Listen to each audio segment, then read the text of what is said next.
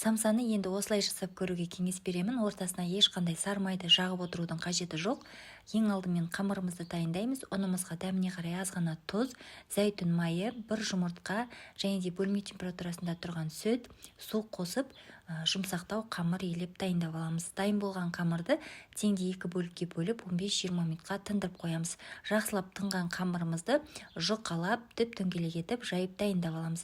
Және де жайылған қамырды осы видеода көрсетілгендей етіп формаға келтіріп аламыз. Қамырды формаға келтіріп алғаннан соң ортасына салмасын саламыз. Менде салмасына тартылған ет, картошка, пияз және де дәміне қарай тұз, қара бұрыш салып жақсылап араластырып дайындап алдым. Сіздер кез келген салмамен жасасаңыздар болады.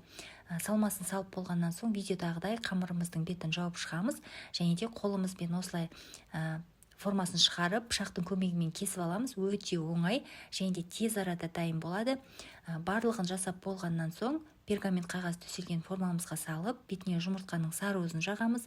Алдын ала қызып тұрған печкіде 180 градуста қызарғанша пісіріп аламыз. Өте дәмді және де жұп-жұмсақ болып шығады. Қыздар, міндетті түрде жасап көріңіздер. Сіздерге, сіздердің отбасыларыңызға ұнайды деген ойдамын. Баршаларыңызға рахмет.